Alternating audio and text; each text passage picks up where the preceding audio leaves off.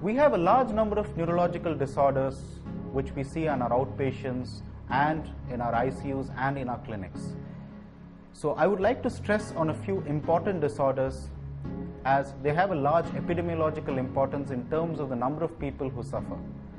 We will start with one disorder which can be described as something which has started off as a social taboo full of superstition in the medieval ages. Yes, we are talking about epilepsy.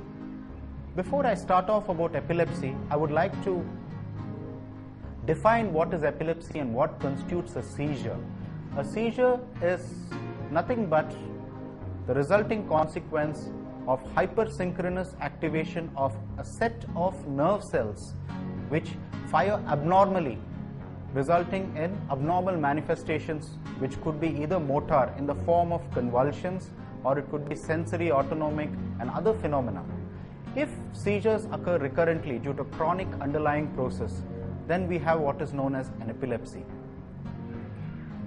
Now, before I start off about the medical aspects of epilepsy, it's very important to stress on the social aspects of epilepsy.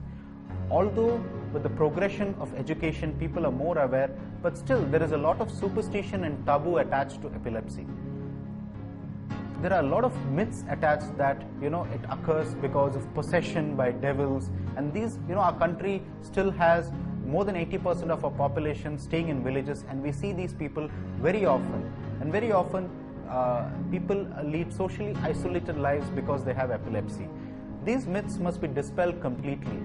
Epilepsy is a completely treatable neurological disorder.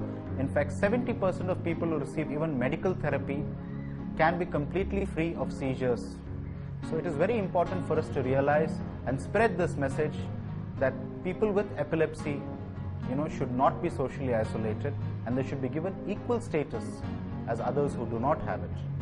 Coming to the medical aspects of epilepsy, it is very important for us to realize that about 60 to 70% of people who have seizures can be completely treated. About 30 to 40% achieve complete remission with 2 to 3 years of treatment. About 30 to 40 other percentage of people who have a favorable prognosis will need a longer duration of treatment. The remaining 20 to 30% will very often have what is known as refractory epilepsy, epilepsy which is refractory to medical treatment. Despite giving 2 to 3 anti-epileptic drugs, very often these patients continue to have seizures and they need a more detailed investigation in the form of refractory epilepsy workup, which includes a detailed MRI, which includes video EEG to localize where the seizures are arising from, neuropsychological assessment, very often functional imaging in the form of SPECT, single positron emission computed tomography, and positron emission tomography, PET.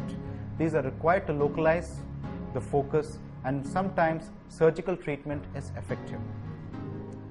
So we at Sagar Hospitals provide very good outpatient services for epilepsy treatment, which involves a lot of counseling, because it's as important to treat the patient as it is to treat the illness. It is very important not only to give medical treatment and assess the patient medically, but it is very important to explain to every patient the precautions that they should undertake when they are on anti-epileptic treatment. It's very important that patients with epilepsy be made to realize that there should be no sleep deprivation, they should take their medications regularly, they should avoid driving and swimming at all costs. So these are also very important.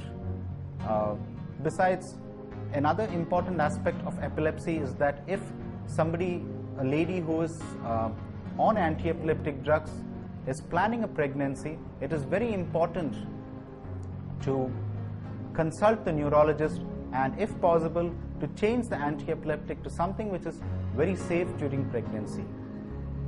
One must dispel the myths that surround epilepsy and make treatment available to everybody.